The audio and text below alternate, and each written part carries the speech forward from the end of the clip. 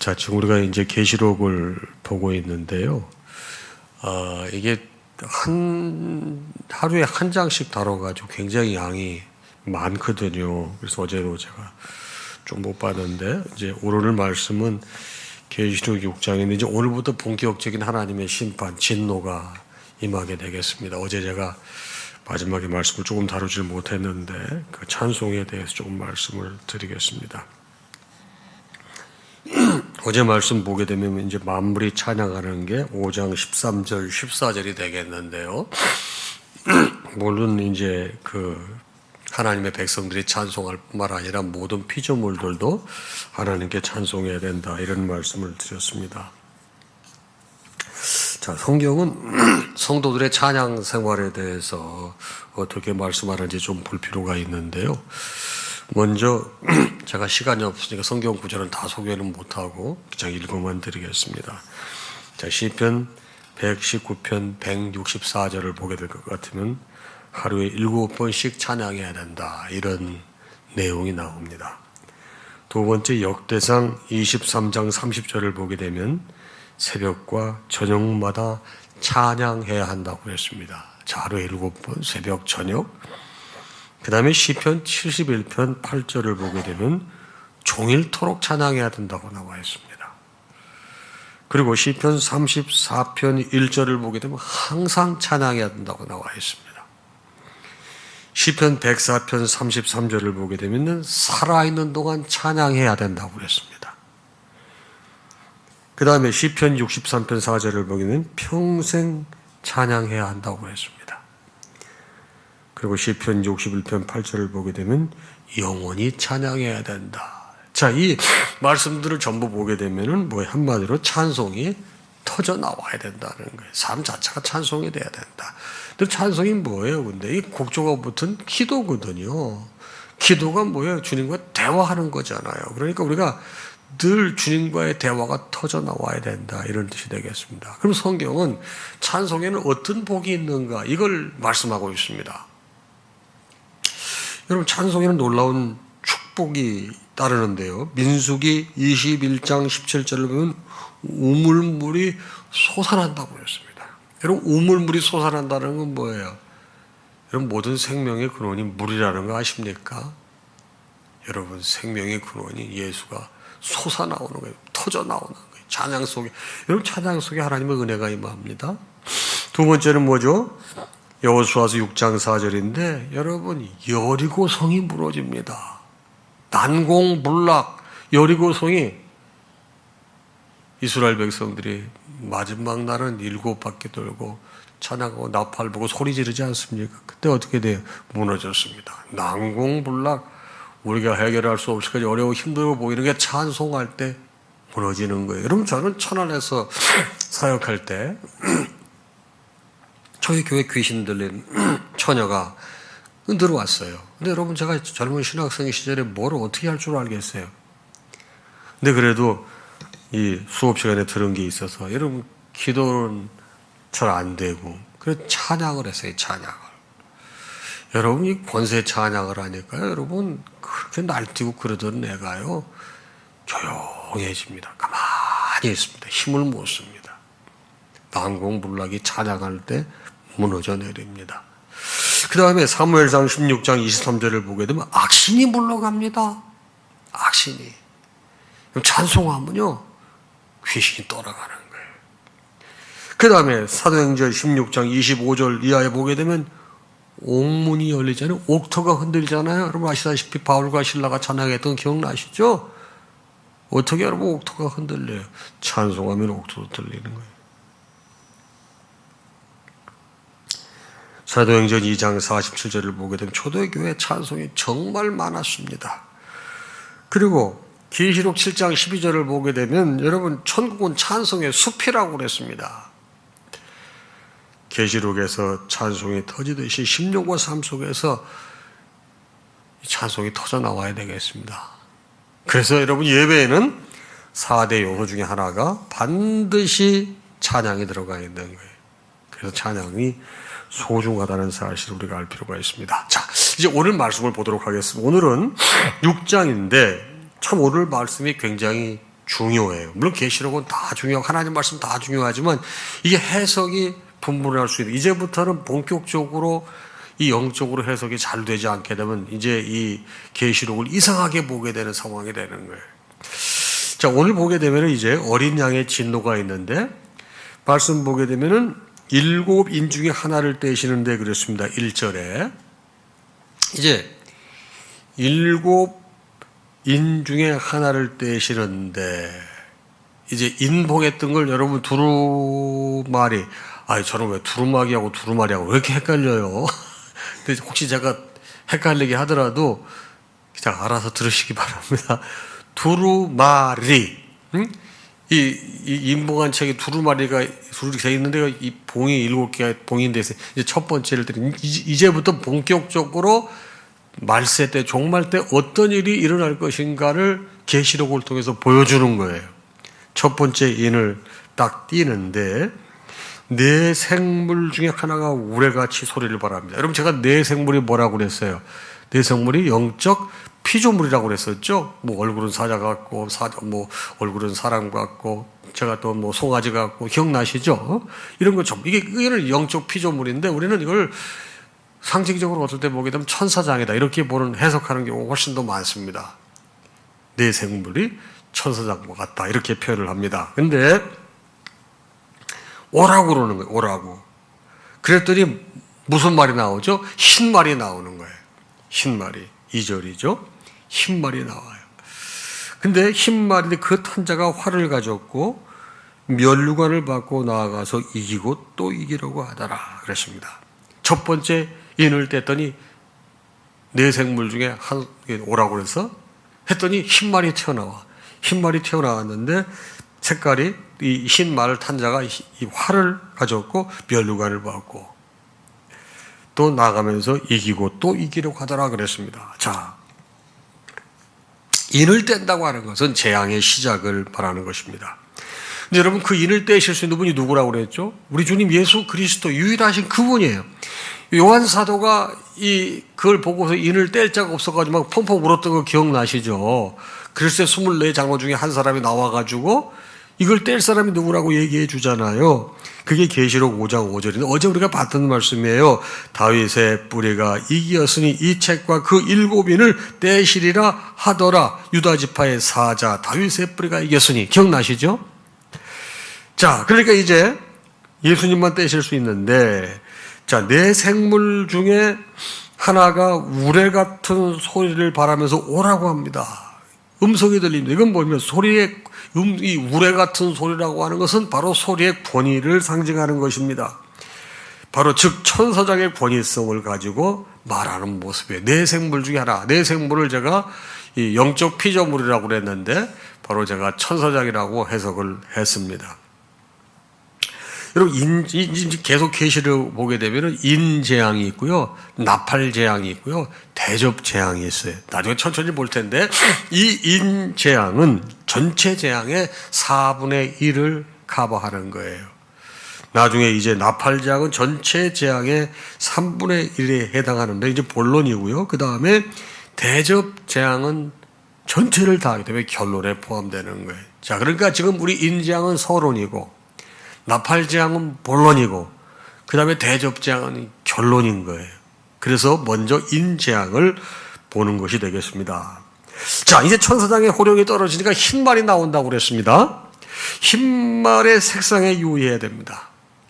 흰색은 보통 성결의 상징으로 사용되어 오기에 별 갈등 없이 예수 그리스도로 생각을 합니다. 더구나 계시록 19장에 보게 되면 예수께서 백마를 타고 오시는 모습이 있습니다. 그런데 여기에 함정이 있어요. 여기서 흰색은 성결의 상징이 아니고 위장의 상징이 되겠습니다. 자, 고린도후서 11장 14절에 보게 되면 사탄도 자기를 광명의 천사로 가장하나니 그랬습니다.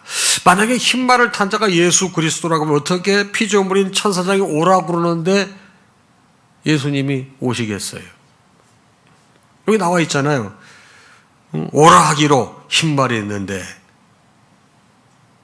나갔다고 그랬잖아요. 또 이기고 이기려고. 여러분 예수님이 이기고 이기려고 그러겠어요?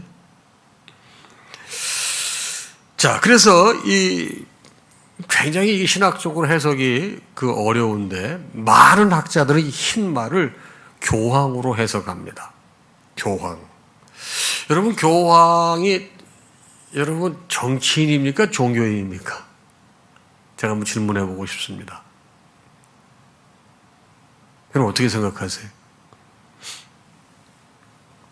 여러분 천주교 바티칸은요 하나의 국가입니다. 제가 나중에 이제 계속 강의하면서 말씀드리겠지만 이 바티칸이 어떻게 해서 이 이탈리아에서 떨어져 나오고 그런 걸 쭉 설명하겠습니다.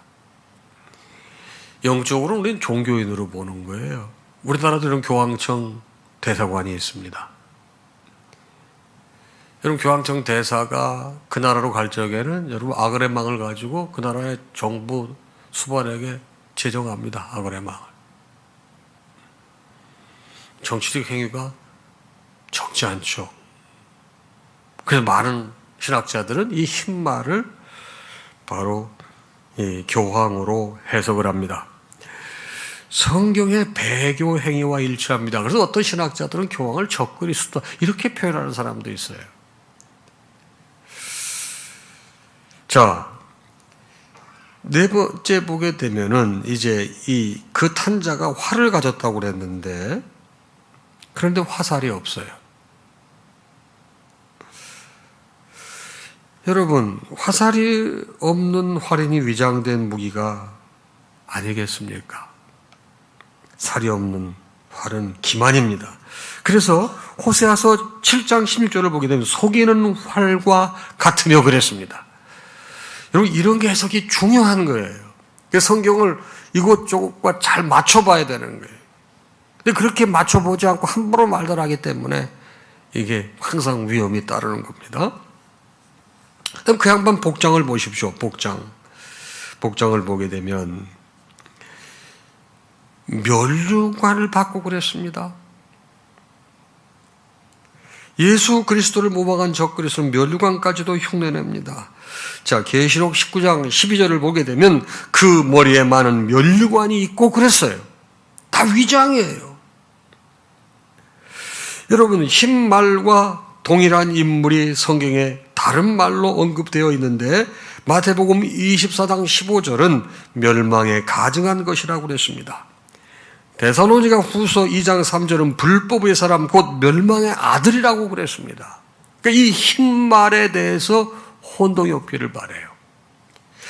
두 번째 인을 띄니까 이제 이 붉은 말이 나온단 말이에요.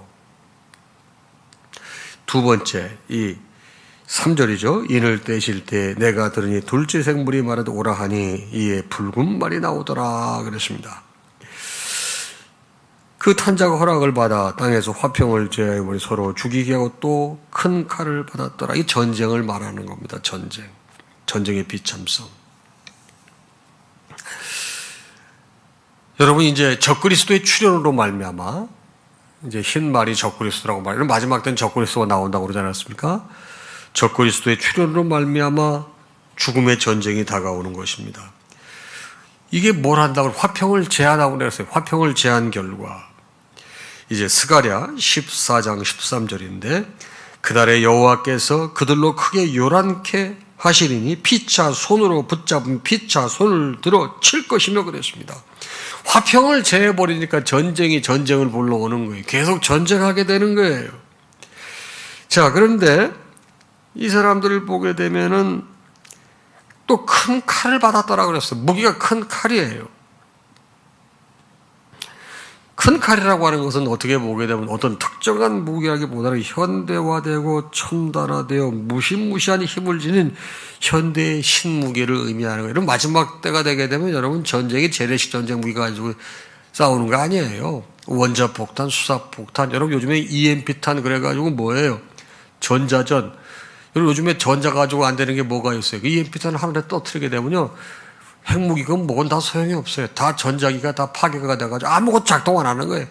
여러분 우리 휴대전화 뭐 전부 다 스탑이에요. 컴퓨터 뭐든지 다 스탑이에요. 현대전은 점점 더 무서운 뭐 레이저 같은 거는 여러분 옛날 무기예요. 이제는. 요즘에는 소음탄도 소음탄. 소리를 시끄럽게 하는 게 아니고 사람이 가장 힘들어하는 주파수 대역이 있어요. 그걸 터뜨려요. 사람이 미쳐버리는 거예요. 마지막 때가 되면 이런 모든 신무기들이 다 등장하는 거예요.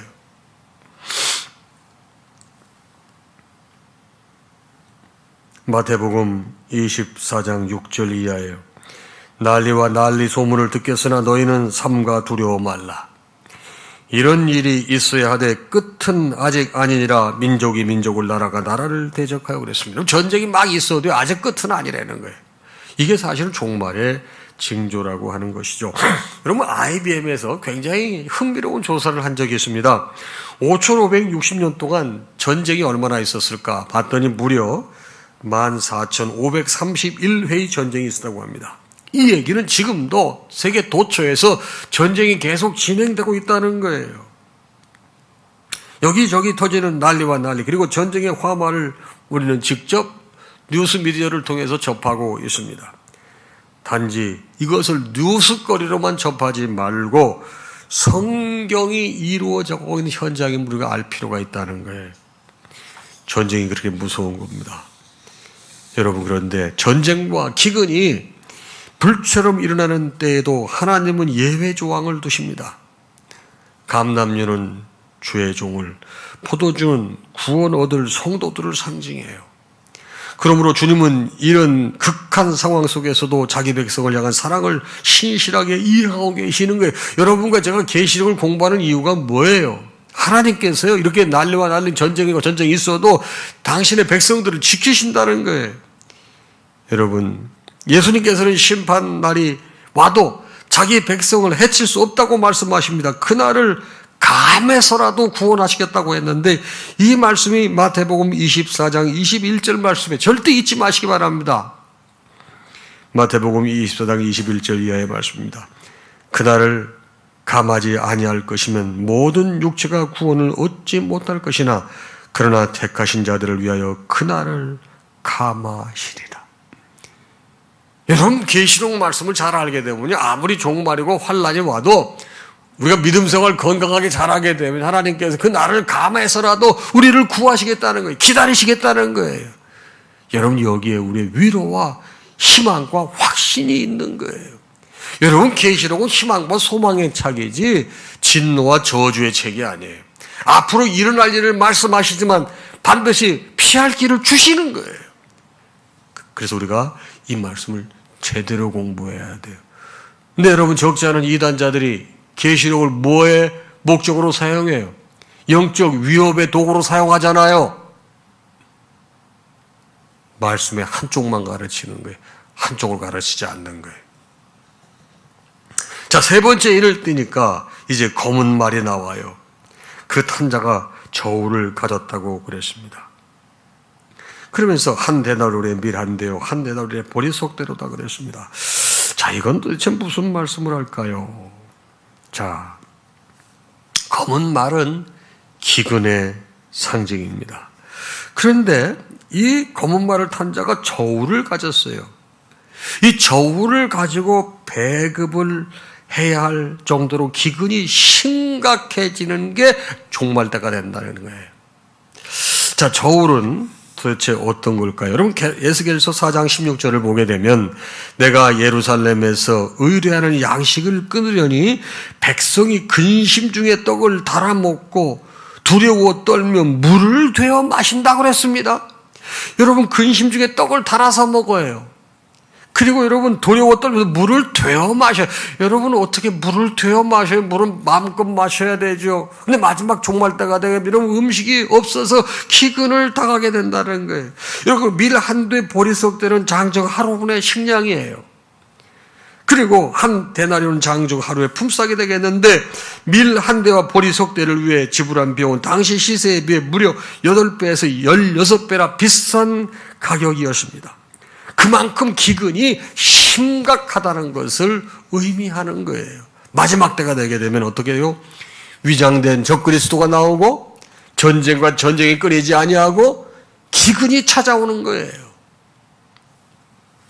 자, 이제 네 번째 일을 띄니까 청황색 말이 나옵니다. 여러분, 지금 6시 반인데요. 시간이 바쁘신 분들은 가시기 바랍니다. 이게 좀 내용이 되게 많아. 저도 안타까운데 제가 조금만 더 해보고 여러분 시간이 안 되시면 그냥 가셔도 괜찮습니다. 네 번째 인을 떼니까 그때 이제 청황색 말이 나오는 그 말을 탄 자의 이름은 사망이에요. 그리고 사망이니까 음부가 그 뒤를 따라옵니다. 그리고 저가 땅 4분의 1 권세를 얻어 검, 칼, 그 다음에 흉년, 사망, 땅의 짐승으로서 막 죽이는 일을 했다고 그랬습니다. 자, 그럼 이 청황색 말은 무엇을 상징하는, 여러분 이거는 사망을 상징하는 거예요. 이러면 이 종말 때는 사람이 죽어나가는 거예요. 사망이 막 따르는 거예요. 자, 사망인데 청황색 말은 시체, 죽음의 상징이 되겠습니다. 이건 지극히 자연스러운 순서입니다. 적그리스도의 출현은 전쟁을 부르고 이는 다시 기근으로 이어집니다. 기근은 바로 죽음을 말하는 거 아니겠습니까? 여러분 청황색 말이 나올 때 음부의 권세가 뒤따른다고 그랬습니다. 음부는 구약에서는 수월이라는 말로 무덤 개념을 갖고 있습니다. 구약에는 뭐요? 수월이 65회가 나옵니다. 이것은 신약에서는 하데스라고 표현하는데 지옥의 개념을 갖고 있습니다. 한마디로 사망 권세가 따른다는 말이 되겠습니다. 그 다음에 이 청황색 말이 어떤 권세를 가졌느냐? 바로 땅 4분의 1의 권위에 해당하는 권세를 가졌다고 말씀하고 있습니다. 이는 해를 받게 될 땅의 범위를 말해주는 것인데 그 무시무시한 지옥 권세를 얻어서 검과 흉년과 사망과 땅의 짐승으로 죽이는 겁니다. 검은 붉은 말을 말하는, 칼은 붉은 말을 말하는 거예요. 흉년은 검은 말이에요. 사망은 청황색 말이에요. 당시 땅의 짐승은 적그리스도를 의미하는 거예요. 그래서 마태복음 10장 28절에 몸은 죽여도 영혼은 능히 죽이지 못하는 자들을 두려워 말고 그랬습니다. 자, 이렇게 해서 네 번째 인을 띄게 되니까 그런 일이 됐어요. 여러분 다섯 번째 인을 띄게 되니까 이제 순교자들의 호소가 나오는데 이건 제가 간단하게 말씀드리겠습니다. 순교자들이 이제 이 예수님께 말하는 우리를 언제까지 이렇게 놔두시겠습니까? 우리를 갖다가 괴롭히고 죽였던 자들을 하나님께서 심판하셔야 되지 않겠습니까? 그랬더니 아직은 때가 아니다. 아직 그 수가 차지 못했다. 아직은 때가 아니라고 하는 건 무슨 말씀이에요? 아직까지 주님께서 재림하실 때가 되지 않았다. 근데 그 수가 찰 때까지 내가 너희들에게 잠깐 기다리라고 말씀하시는 거예요. 바로 11절에 그런 말씀이 나오죠. 각각 그들에게 흰 두루마기를 주시며 이르시되 아직 잠시 동안 쉬되 그들의 동무 종들과 형제들도 자기처럼 죽임을 당하여 그 수가 차기까지 하라 하시더라. 그러니까 좀 더 쉬라는 거예요. 네 동료들, 동무들, 다음에 형제들도 자기처럼 죽임을 당하여 그 수가 차기까지. 그러니까 여러분 예수님께서 재림하실 때까지 계속 순교자가 나온다는 거예요. 이해하시겠습니까?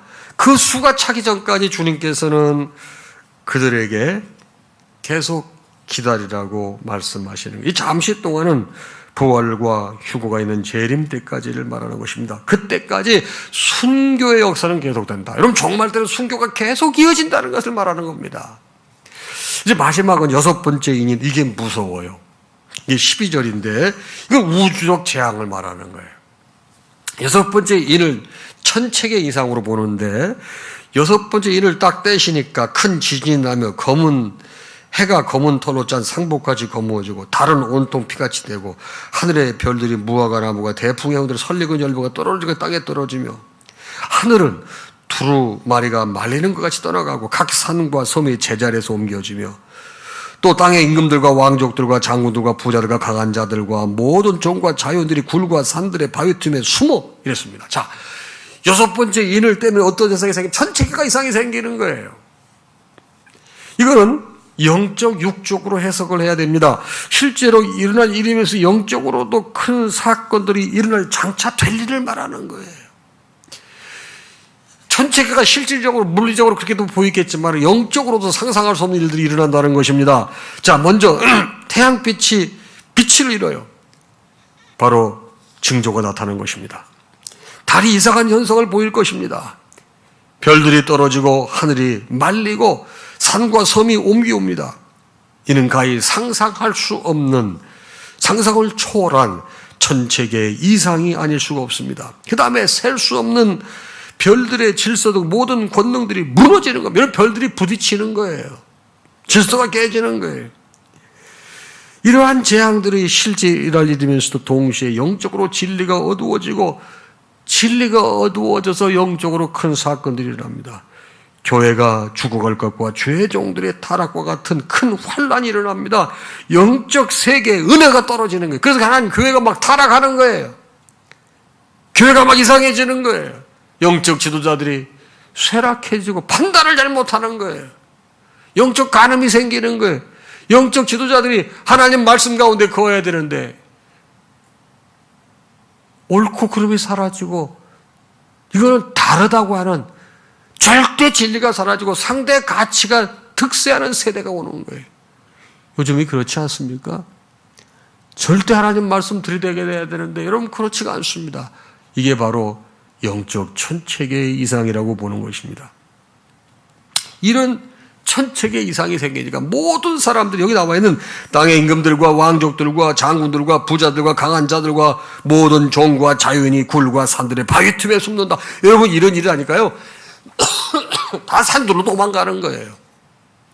바위 틈에 숨어서 이 바위가 자기들을 지켜주기를 바라는 거예요. 그런데 17절 말씀이 결론이에요. 그들의 진노의 큰 날이 이르렀으니 누가 능히 서리요 하더라. 무슨 말씀이에요? 출처가 진노는 여러분 보호자에 앉으신 하나님이십니다. 이 진노의 큰 날은 재림의 날인데 누구도 능히 설 수 없습니다. 하나님의 심판은 누구도 피할 수 없습니다. 그러나 하나님께서 주시는 연단은 반드시 하나님께서 보호하시고 책임지시는 거예요. 환난 가운데 연단을 받을지언정 하나님의 진노의 대상은 되지 않는 거예요. 그래서 환난 날에 잘 참고 견디라는 거예요. 연단이 되는 거예요. 하나님께서 그런 백성들을 구하시는 거예요. 사랑하는 여러분, 저는 요즘에 여러분 징조는 시기로 보는 게 아니고 종말은 시기로 보는 게 아니라 징조로 보는 거예요. 제가 이제 점점 가면서 이 징조 말씀을 드리겠습니다. 사랑하는 여러분, 오늘 말씀이 마지막 날 어떤 일이 일어날 것인가를 보여주고 있는 거예요. 적그리스도가 출현해요. 그 다음에 전쟁이 일어나요. 그 다음에 기근이 일어나요. 그 다음에 사망이 생겨요. 순교했던 죄의 종들이 너무 고통스러워하는데 계속 재림하실 때까지 어떻게 해요? 순교는 계속된다. 죄의 종들은 계속 희생된다. 여섯 번째는 뭐예요? 천체계 이상이 생긴다. 실질적으로 물리적으로 천체계도 이상이 생기지만 상상할 수 없는 영적 질서가 깨진다 이 말이에요. 그래서 적그리스도들이 많이 나오는데 여러분 전 세계에서 적그리스도가 제일 예수가 제일 많은 나라가 우리나라예요. 똑바로 신앙생활하는 여러분 이 신천지 같은 경우 대표적으로 이 짝퉁 중에 짝퉁 아닙니까? 근데 거기에 휘둘리면 정말 납득이 안 가요. 납득이. 여러분 정신 똑바로 차리세요. 여러분 하나님 말씀이 그렇게 궁금하세요? 여러분 항상 궁금한 이 말씀 이 한두 구절 가지고 접근하는 거예요. 여러분 숲도 중요하지만 나무도 중요하지만 숲도 중요한 같이 볼 줄 알아야 돼요. 여러분 하나님 말씀 다 몰라도 괜찮아요. 저도 다 몰라요. 예수가 나를 구원하신 구세주시다. 이 말씀 나를 구원에 이르게 하는 모든 지식이 있는 게 하나님의 책이지 나를 저주의 멸망에 나를 공고에 처하게 만든 책이 아니에요. 공갈 협박하는 책이 성경이 아니에요. 타락한 영적 지도자들은 여러분 말씀을 가지고 공갈 협박하잖아요. 영적으로 두렵게 만들잖아요. 아니에요. 복음은 살리는 거지 죽이는 게 아닙니다. 여러분 정확하게 방향을 잡으시고 옳게 신앙생활 하시기를 바랍니다. 기도하겠습니다.